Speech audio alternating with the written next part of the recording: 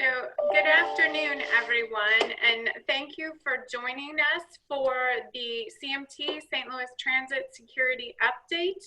We're happy to see all of you here today. As the Regional Transit Advocacy Organization representing more than 22,000 constituents in the St. Louis area, including riders, major employers, academic institutions, labor and community organizations, CMT is and we will continue to be committed to a safe, secure, high-quality transit system, not only for our current riders, but also future riders. And several years ago, we noticed a significant decline in transit ridership. The most troubling aspect of that decline involved the public confidence in the system. Public perception and faith in the system's safety had been seriously eroded following several incidents, a lack of accountability which was playing out in the media, as well as a security plan that had completely proven to be ineffective. So regional leaders demonstrated unprecedented collaboration in May of 2017 with the common goal of transit safety and security.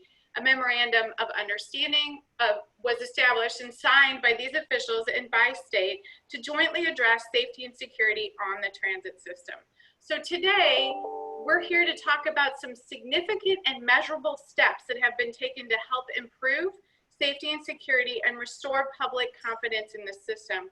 However, there is still a lot of work that needs to be done.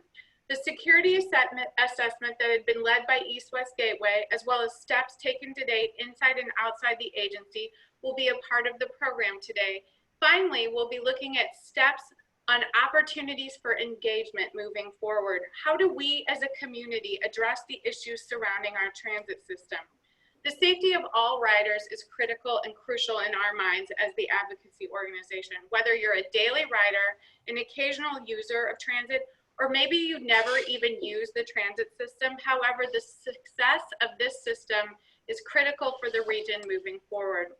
Right now, we're going to take a quick look at a snapshot of where we've been and where we're going, and then we'll turn it over to East West Gateway's Director Jim Wild for a summary of the assessment. So right now, we're going to do a short video. I'm going to introduce the panel, and then I'll turn it over to Jim. So if we want to look at that video right now.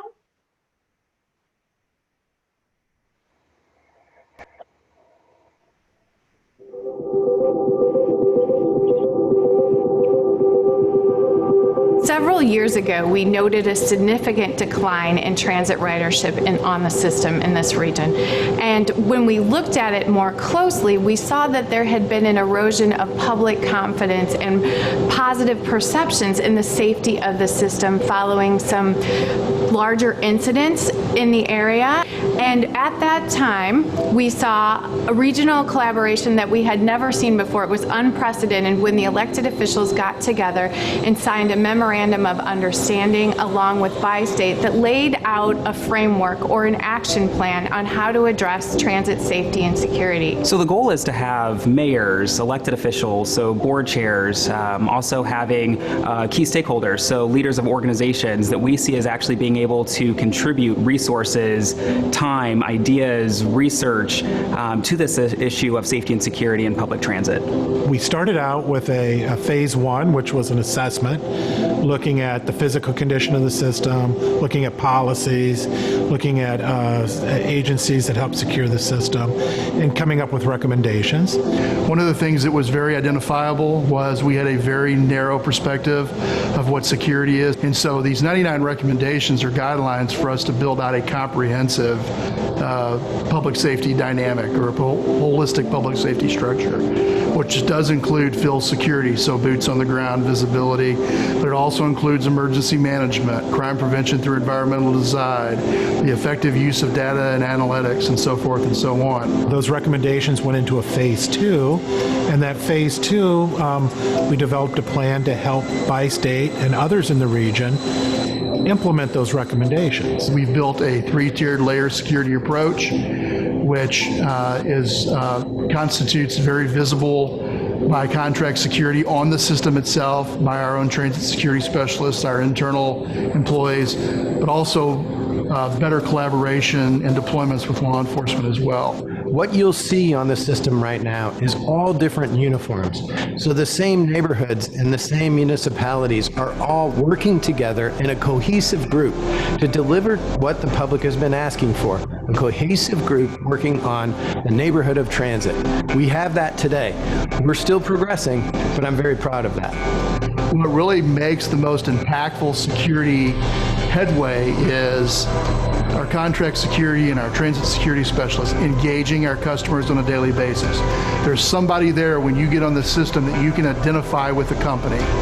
Okay? There's somebody there that is watching to mitigate nuisance behavior. There's somebody there to enforce our new code of conduct. I have been on the train and have seen 2 or more security officers get on, check fares. That is a big component to me of safety and security on the system. I've been able to be witness to those changes that we've made that have positively impacted the safety and security of the system. However, our community, getting that information to the community, that's where we've faltered so far. And so bringing our community leaders and stakeholders together gives us the opportunity to not only share what we've done so far, but also to solicit their ideas and their feedback on what we can do to further improve and enhance safety and security.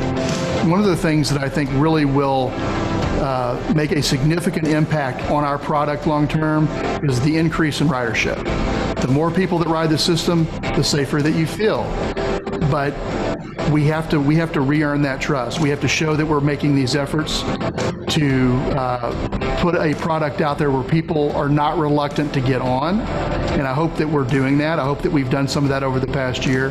But we need that ridership to increase. We need to think about using the transit, people in this area to think about using the transit system. We still need visibility of officers and security on the system. We need fair enforcement to be one of the layers of that security plan.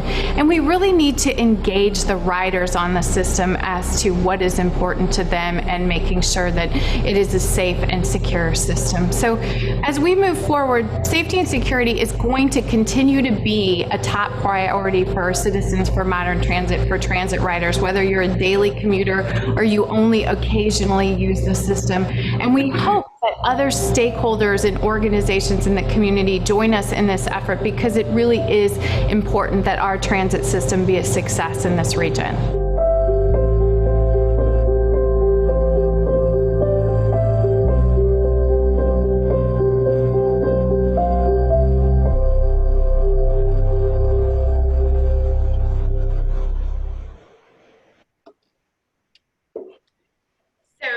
That was a brief overview of the history of where we have come from and where we are to date. I'd like to introduce just some of the stakeholders who have been involved in the process to date, who are on this webinar with us today, including a CMT board member, Nancy Cross, Captain Melissa Webb, who is the new captain of the Metrolink Police Unit, Bi-State CEO Talby Roach, the General Manager of Public Safety at Metro Transit, Kevin Scott, the Associate Vice Provost of Student Affairs with UMSL, DeAndre Braddix, and Jim Wild, the Executive Director of East West Gateway. While this is a webinar, we ask if you have any questions throughout this entire hour that you feel free to post those in the chat box, and we will get to those as quickly as possible. But right now, I'm going to turn it over to Jim Wild so that he can provide a little more detail and background on where the Metrolink assessments came from and what they produce. So Jim, I'm going to turn it over to you. Sure, thanks, Kim. Good afternoon, everyone. Thanks for joining us. We appreciate you taking time out of your day to find out a little more about what we're doing on Metrolink as it relates to security and the direction we're trying to take this. So as Kim had mentioned earlier, back in 2017, there was a decrease in ridership, an increase in incidents, and as a result, the chief elected officials of the region, specifically the 3 counties that are major funders of Bi-State, came together and signed an MOU along with Bi-State to try to take on the issue. Another step that had occurred shortly after that is Bi-State had come to East West Gateway asking us to amend our capital program so that they could do some engineering and preliminary design work on closing the system, on turnstiles, on gating platforms, that sort of thing. And you know, in looking at that, when you look around the country, since Metrolink had come online 27, almost 28 years ago, there have been 29 other systems that came on. And none of those systems, with the exception of 2, were closed systems. They all were designed similar to Metrolink. They were open. You have your ticket, you walk on. You didn't walk through turnstiles. The 2 that were closed, or at least partially closed, one was the Green Line extension in Boston on the T, and the rest of the system there is actually closed. You have to use the turnstiles to get through that.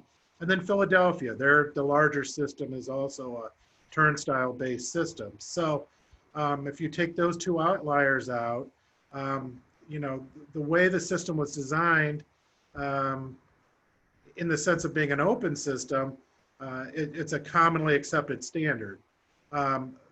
There may have been some, because of the age of the system, almost 30 years ago, when the design and the construction happened, there may have been some physical issues with the platforms and with the stations that didn't allow for a clear lines of sight and other things. But really, to close the system would have been a significant amount of money. And that seemed to be a bit of a knee-jerk reaction from our perspective. So we said, let's step back a little bit and look at actually what the problems are, the causes of the problems are. We knew there was a decrease in ridership. We knew there was an increase in crime, but we didn't know the root causes of those things. And so Bi-State agreed to stop their design project and transfer that money over to East West Gateway, where we did or proposed to do an assessment of the system, figure out what the problem was before you come up with solutions. You know, take an inventory of what the situation was rather than just throw money at it and trying to figure out how to fix it without knowing what the real problems were and moving ahead. So we did that. We, in early 2018, we brought WSP on board to help us do an assessment of the system. We looked at existing conditions. We did best practices from around the country, from similar sized transit operations.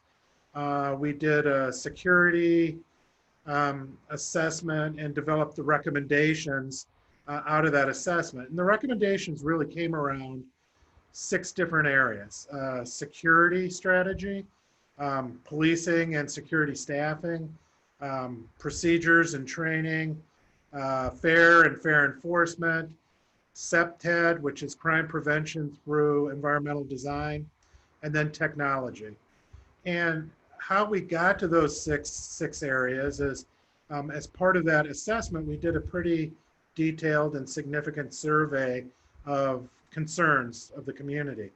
We found out that there was a lack of security presence on trains, that passengers had to disregard or were unaware of ridership rules. There was a lack of security on platforms and inconsistent enforcement of ridership rules.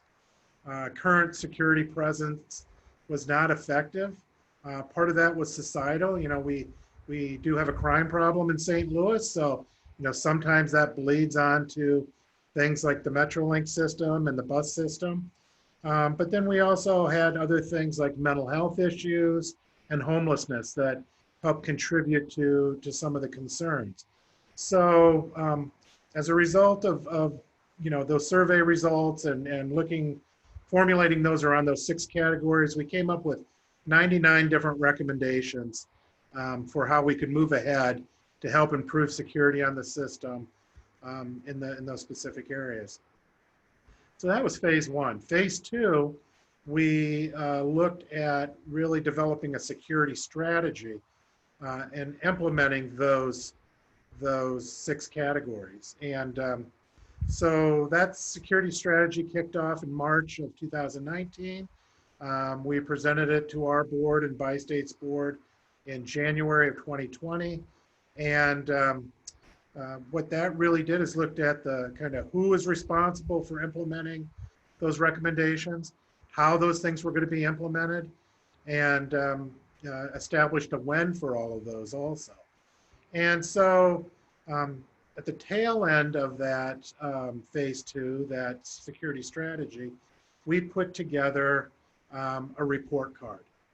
Marcy Meistrick and my staff, who is the project manager on this, has done a wonderful job at trying to gauge what the progress on those 99 recommendations is.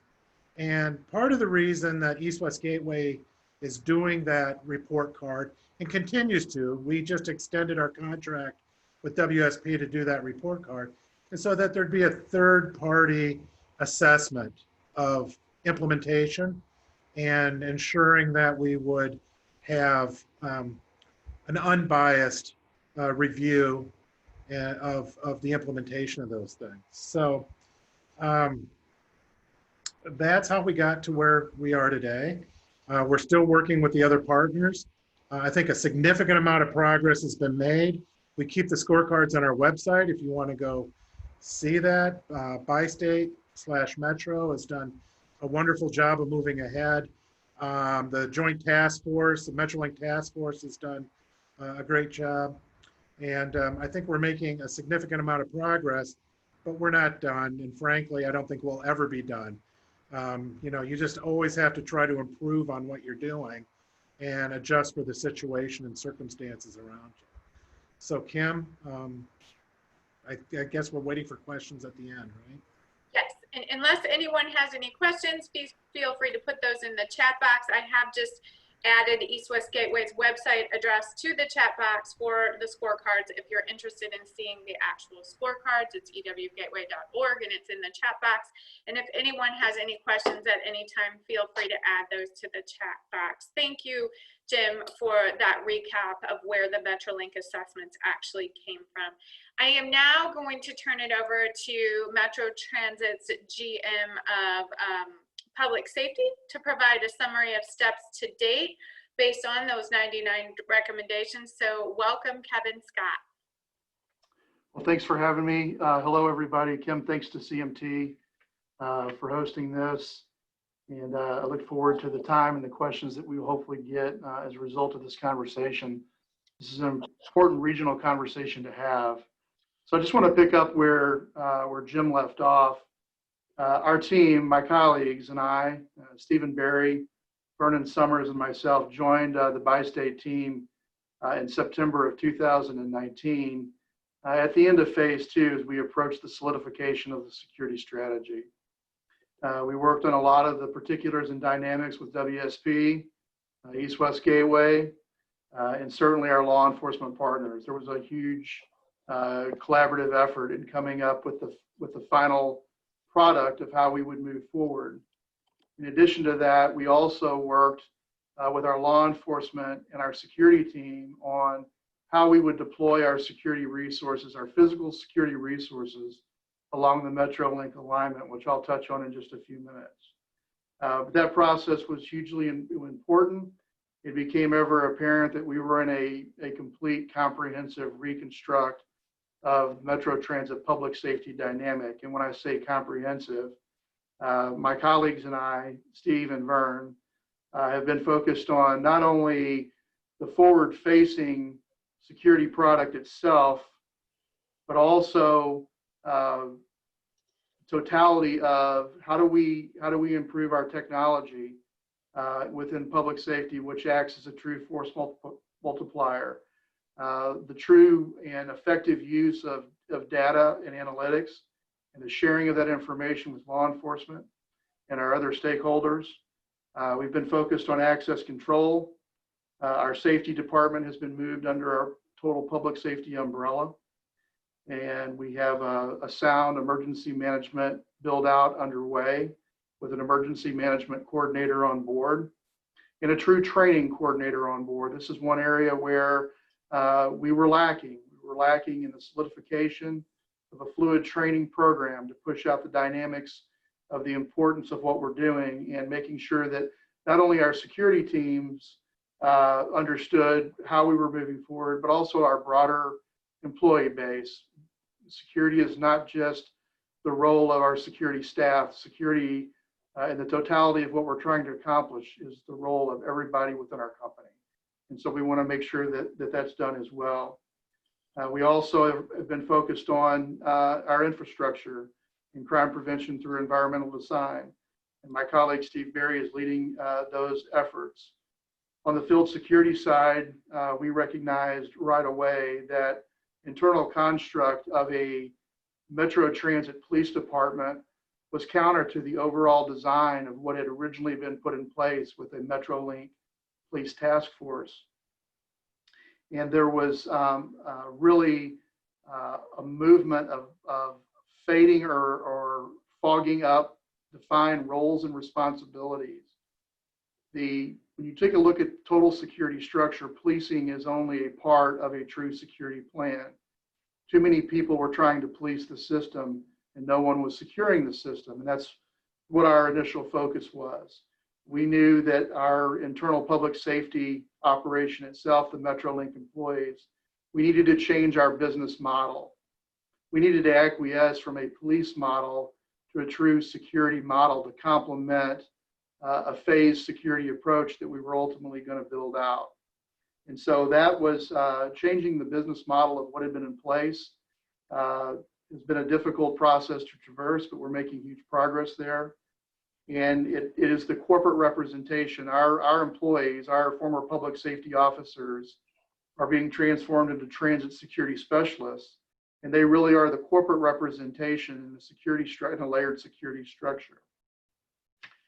When you think about, when I talk about a 3-tiered layer security structure, and it was mentioned on the video as well, our contract security, our current provider G4S was selected.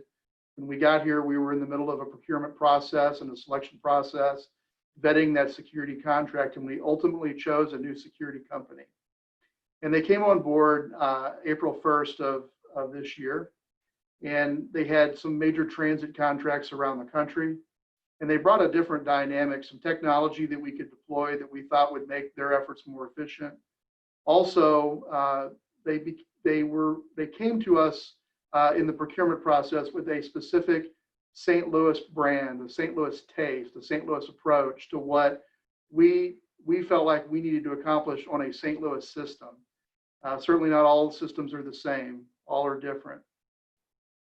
In the process of bringing G4S on board, that was written as an unarmed contract, our major security layer, our first layer of security, most visible layer of security is unarmed. They are licensed under the Metropolitan Licensing Program here in Missouri and the corresponding program in Illinois.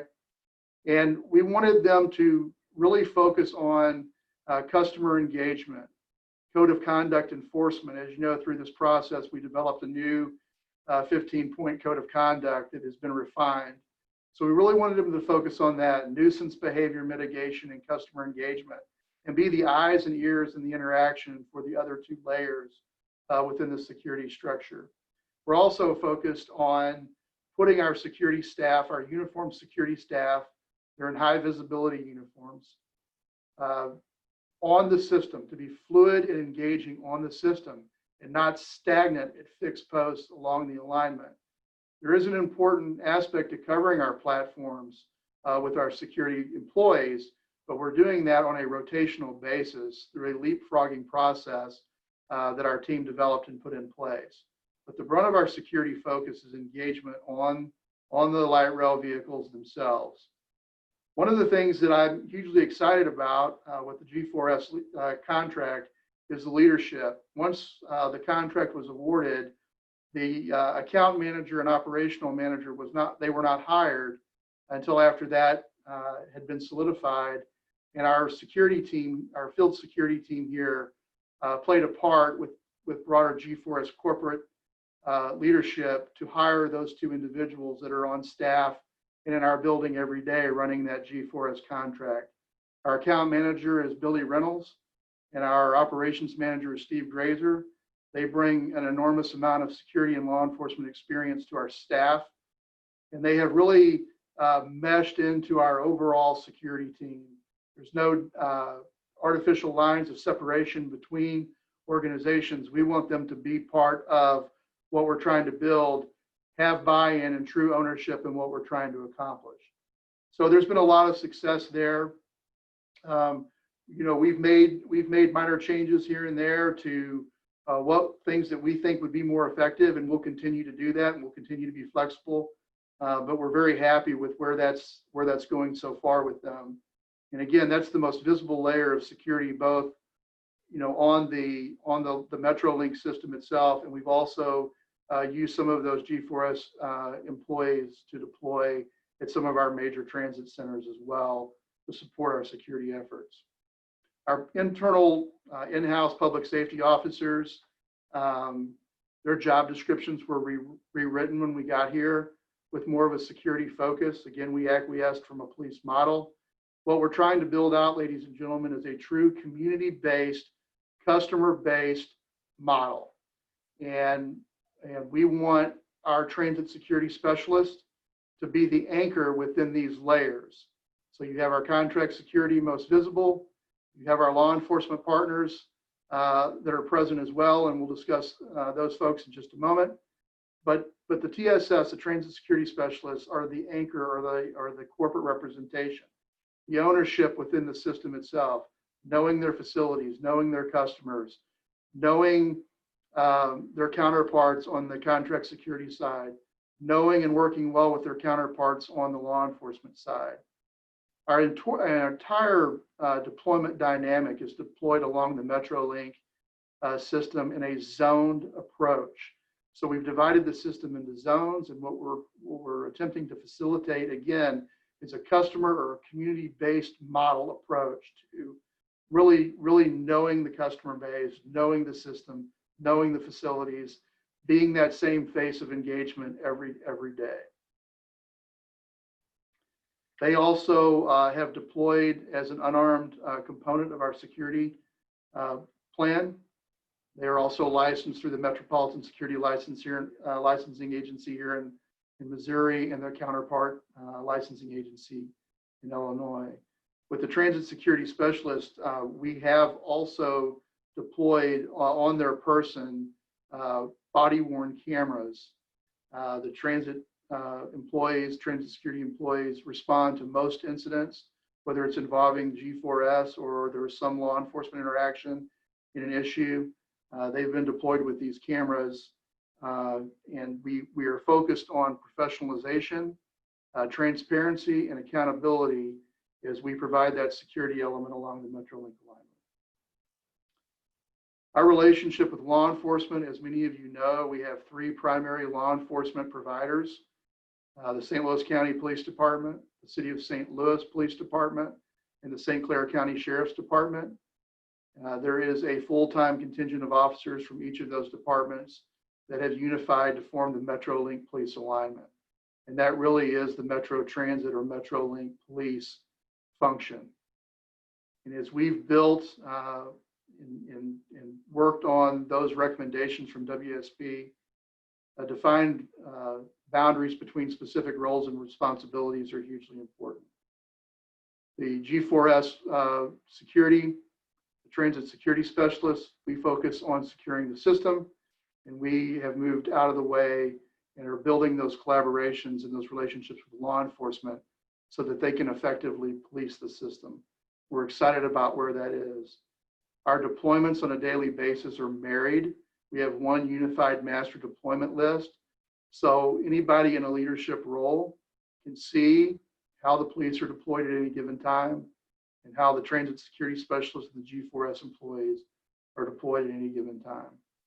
We support the police operations with any type of investigation, CCTV footage, anything that we can do to support their efforts from a corporate approach.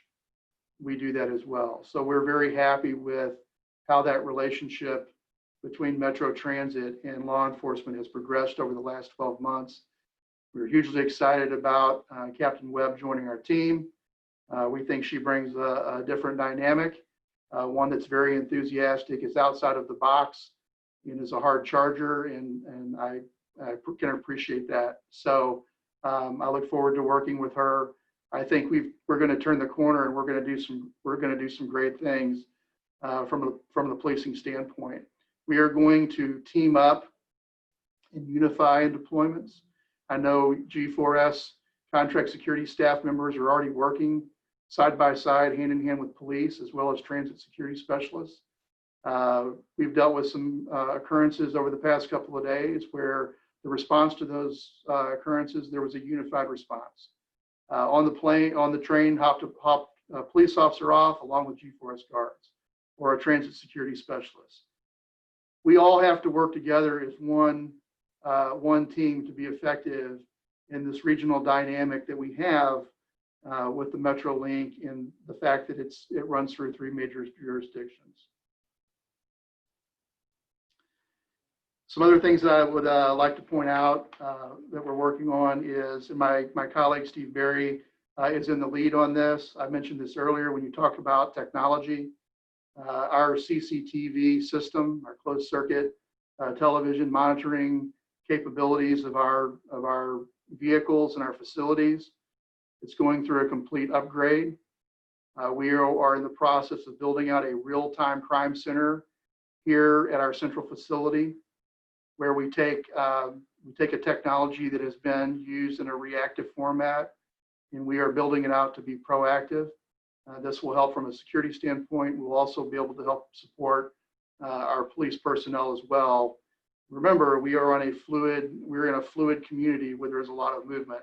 And so getting in front of things as they move is hugely important. The WSP reports that Jim talked about are hugely important. Again, we work on a daily basis to fulfill those 99 recommendations. Those are the benchmarks that we need to achieve. And so we're excited about that process. We look forward to engaging our community, engaging our ridership, winning back the trust of the region, and reselling the MetroLink system back to the people of the St. Louis area. We are offering an opportunity, if anyone is interested, to really come in and spend time with our staff, our team, learning about all the different changes that have taken place. Certainly, we are in a process that we would certainly not be in a position to say we're done. As Jim mentioned, we will never be done. There's no definitive finish line. We should always be evaluating and reevaluating and be flexible and change as the different dynamics change. But I feel very proud, as I know my other 2 colleagues do, Steve and Vern, about where we are over the last year, and that we have pushed the system and put it in a safer position than it was before, and we'll continue to do that. So if anyone's interested in learning more about all of the different dynamics that have played out in the first year and how we interact with WSP, and my colleague from East West Gateway, who really is on the ground here, working with me every day to ensure that we're making progress. Marcy's been great. So I look forward to telling the story more and more. And we have work to do, but I'm very pleased with where we are, and I appreciate the opportunity to get to address the attendees today. Thank you, Kim. Thank you, Kevin.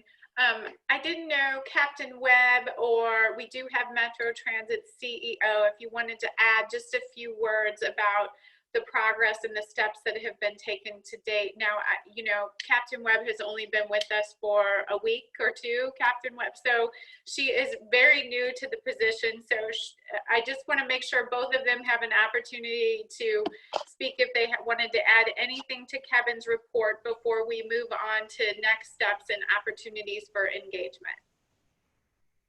Well, Kim, I'll just add briefly that it's really a I want to emphasize the collaboration. That's the big sea change. You know, how many people in our fair hamlet of the greater St. Louis area have a cooperative MOU signed by those individuals, by the chief of the county, chief of the city, and the sheriff of St. Louis, of St. Clair County. That's unusual, but it notes the kind of coordination that is how we'll be successful. We will fail if we don't have that. And the most encouraging part is that everyone, including our partners at East West Gateway, for instance, you know, look, we've extraordinary participation by the MPO in this circumstance, and that's what makes this work or not work. So I just, I love seeing that and reflecting on that part of the story, because I think that really is our map forward. Thank you, Toby. Captain Webb? So yes, I am very new. It's only been actually 12 days, not a week. But on our end, as far as the task force goes, we are looking so forward to continue to move forward with collaborating with Metro. We've you all have already established a phenomenal foundation that I'm coming in and being able to be rewarded by. So with regard to the police officers that we have down here at the task force, we're going to work on making sure that we're engaging our riders. We're going to make sure that we're engaging our community. We feel that crime prevention is a multifaceted we have to look at it in a multifaceted way. And part of that is community engagement. And we are going to shift as much of our law enforcement component towards that community engagement. And I feel that that's paramount.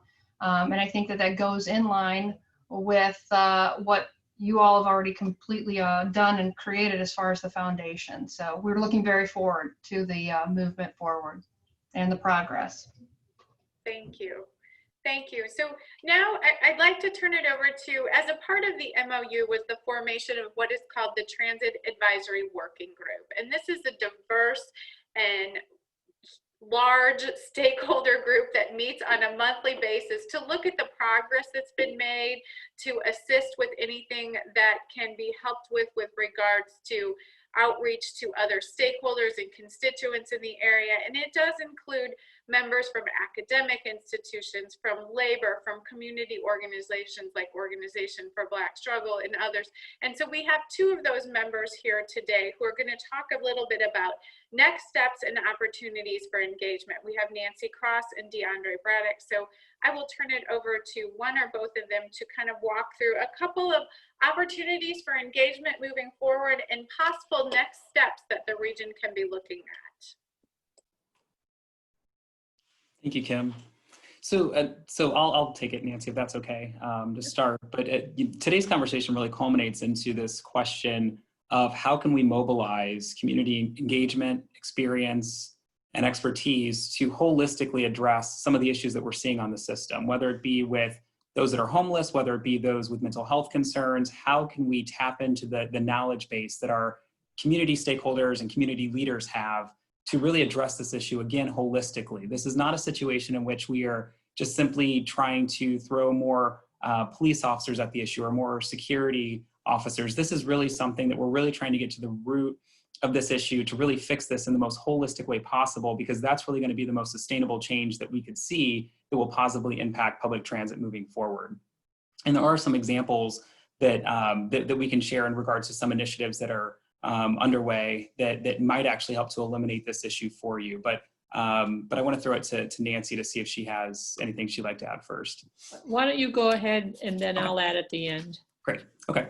So one program that's a pilot program that's been proposed that I think could really help to illuminate, the ways that your organizations, respective organizations, might be able to contribute to this cause is looking at what Chestnut Health Systems has actually proposed. And so this is an organization within Illinois that is looking to actually work collectively and collaboratively with Metro to provide their services along the alignment when they encounter, when people are encountered that are under the influence, people that are homeless, people with mental health concerns, and how to, they're looking at connecting those individuals in the moment with people from Chestnut Health that can actually connect them to services, actually have transportation that they can utilize to transport those people to the services that they're needing, building a rapport within that community to, again, look at these situations holistically and really try to get to the root cause of what is leading some of these individuals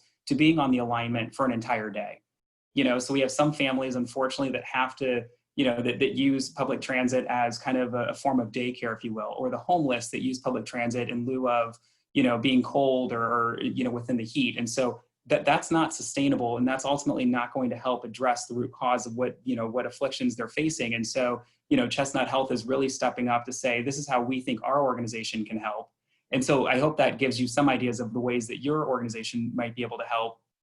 And also what could further kind of highlight this issue for you is, as Kevin Scott said, maybe you take advantage of the Ride Along program. And that's what Chestnut Health plans to do. They plan to ride the alignment with Kevin and his team to assess the situation, to really get a good understanding of what's going on, to ensure that the program that they're hoping to pilot really truly does address the issue at hand. And so that is an option. And at the very least, that would be the first step for your respective organizations to look at actually getting engaged in this issue and helping to bring some resolution to it.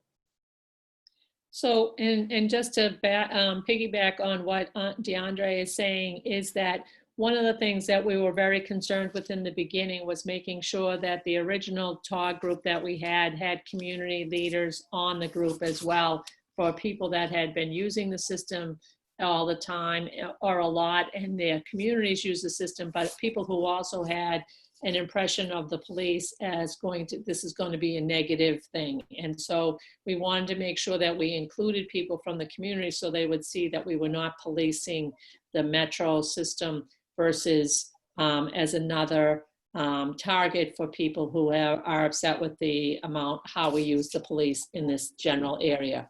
And we do plan to have another, and I think that Kevin has been very good about explaining how this, and I know Melissa is new, but that this initiative that's been taken is really about securing the system rather than the typical policing the system in an effort to get things better, which then goes back to what DeAndre is saying about Chestnut helping on the east side of the system, but we are also looking for partners on the west side of the system, which would be in the county, that might be able to help step up and look at this as well, because we know that a lot of the people that we work with are people that have to use the system to get to work, and we need them to be safe getting to work, but we also need to make sure that if there are people that have other issues, that those issues are being addressed. So there is another program, another webinar that we're going to have with community groups specifically, so that they can weigh in on what we're looking at and start looking about how they could do the ride along. And some of them have already started to address mental health and homelessness issues, and how these two intersect could be very helpful to overall changing the way that the system is viewed in the area, and all be positive at the end of the day. So, and I would suggest anybody on the call that has not taken the ride along, and even if you rode the train or rode a bus for work at some point, you should come back now and see where it's at versus what your remembrance is from when you were working on a regular basis. So. Thank you. So at this point, if we have any questions that anyone might have, if you'd like to place them in the chat box for any of our speakers, or I think this is just the first step in engaging with different groups within the communities. So we'll be doing this with other organizations as we move along, but we definitely wanted to make sure we had our first meeting and had this opportunity for people to weigh in. Are there any other comments that our speakers would like to make today before we conclude? It's very quiet in the peanut gallery. Actually, if you don't mind, I just want to reiterate and stress the importance of what's going on here today and overall regional collaboration. We, as all residents here in the St. Louis region, own this system. And when you take a look around the country, its successful regions, viable, safe, easy to use public transit is paramount. And so, again, we cannot do this without a regional collaboration and partnership, as our president and CEO stressed. And that's what we should continue to build on. We should be proud of our product, and we should go out and we should resell it. Thank you, Kevin. I think that is a great way to wrap up today. So if anyone needs more information or you're interested about any of those opportunities moving forward, whether it was the Chestnut Health Pilot that's happening in St. Clair County or the Metro Monitor program to look at the system while you're riding and look at the safety and security, that's available on the CMT website at cmt-stl.org, or we will also have contact information for the Ride Along program there as well. So if there is anything, you can follow up on our website. Otherwise, we will be back in touch with more opportunities. Thank you again, everyone. Oh, yes, Nancy? There is a question in the chat box, I'm sorry, that just came on. That you. Sure. Oh, I'm sorry, I totally missed that. So Kevin, I think that this is directed at your team, but where do you see MetroBus in your plans for the future? Yeah, so that's been something that we have worked on also since we've arrived, the same concepts or the same zone concepts and philosophy that we are working to deploy on the MetroLink also would be applicable to our bus operations. We have taken a large, not a large, but about a third of our transit security specialists, and we have already detached them to our bus operations side. And the idea is that they are the representation or the center focal point of security contact within our service areas. Our team will continue to work with bus operations, and we will continue to build that transit security footprint over there as we're able to do so. Okay, great. Thank you, Kevin. And I think that's all we have for today. So we will go ahead and conclude, and we will be back in touch with any additional information we may have, and the video will be available on our website as well. Thank you, everyone, for your time today. Have a good afternoon.